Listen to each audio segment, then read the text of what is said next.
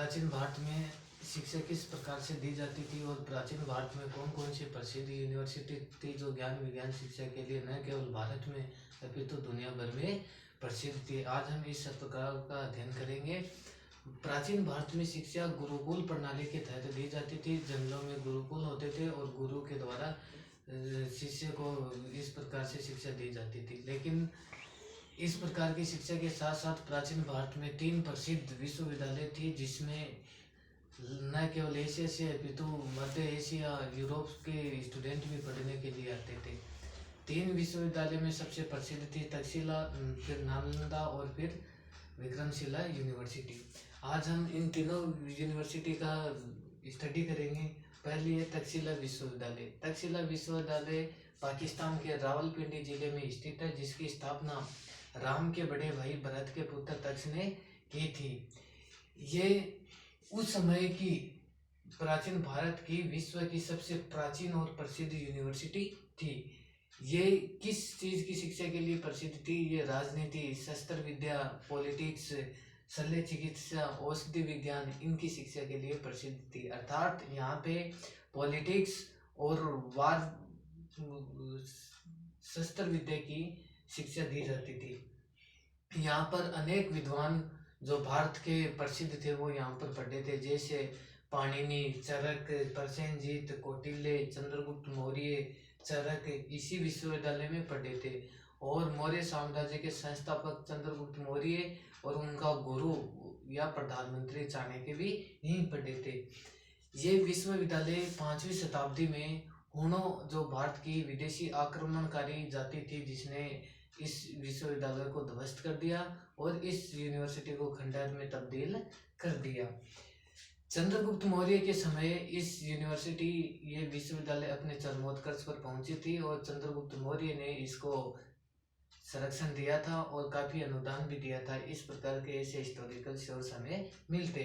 अगली विश्वविद्यालय है नालंदा विश्वविद्यालय। नालंदा यूनिवर्सिटी की स्थापना गुप्त सम्राट कुमारगुप्त ने 5वीं शताब्दी में की थी। नालंदा यूनिवर्सिटी वर्तमान बिहार की राजधानी पटना से 40 मील दूर बड़गांव में स्थित है। बड़गांव में स्थित है। यहाँ पर महान चीनी यात्री, जिसे तीर्थ यात्रियों का राजकुमार, प्रिंस ऑफ पिलग्रिम्स कहते हैं, ह्वेनसांग यहीं पढ़ा था और उसका एक स्टेटमेंट भी था कि नालंदा यूनिवर्सिटी का स्टूडेंट होना उस समय का सबसे गौरवमय पल होता था, अर्थात गौरवान्वित प्राउड फील होता है।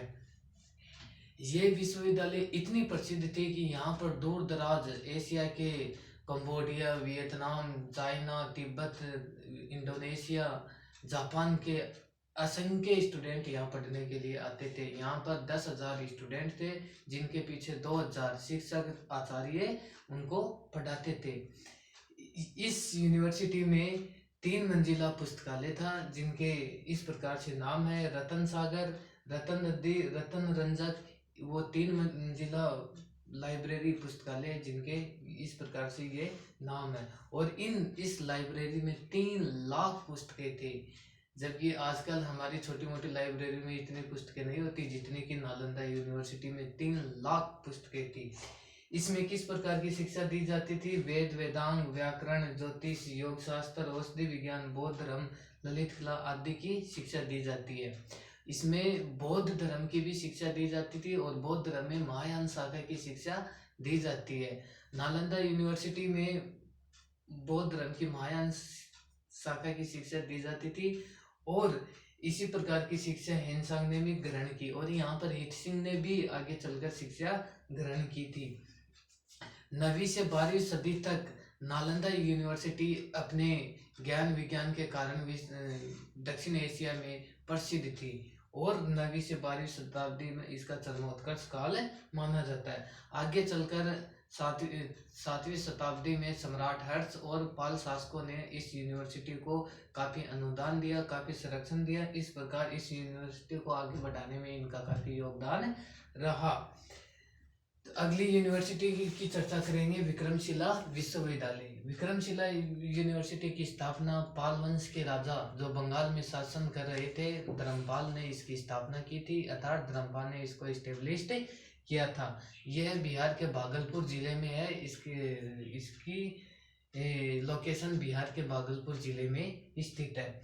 ये विक्रमशिला यूनिवर्सिटी अपने आध्यात्मिक और सांसारिक कौशल की शिक्षा के लिए फेमस थी। आध्यात्मिक मतलब इस आध्यात्मिक और सांसारिक कौशल की शिक्षा के लिए प्रसिद्ध थी।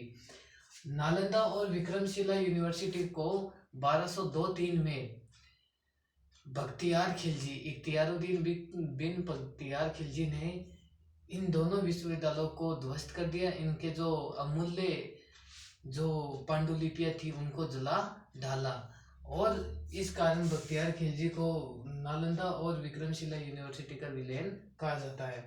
एक अन्य यूनिवर्सिटी विश्वविद्यालय भी जो गुजरात में स्थित थी वो भी 8वीं शताब्दी से लेकर 12वीं शताब्दी तक दक्षिण भारत में ही नहीं अपितु उत्तर भारत में भी प्रसिद्ध थी। इस यूनिवर्सिटी का नाम है वल्लभी विश्वविद्यालय। वल्लभी विश्वविद्यालय की स्थापना मैत्रक वंश जो गुजरात में शासन कर रहा था उसके राजा भट्टारक ने इसकी स्थापना की थी और ये भी अपनी ज्ञान विज्ञान शिक्षा के लिए प्रसिद्ध थी। इसका महत्व भी 12वीं शताब्दी तक रहा। तो इस प्रकार ये प्राचीन भारत की 3 प्रसिद्ध विश्वविद्यालय है और ये शेखावटी यूनिवर्सिटी और अदर कॉलेज लेवल के स्टूडेंटों के लिए ये वीडियो काफ़ी यूजफुल यूनिक होने वाला है। Thank you.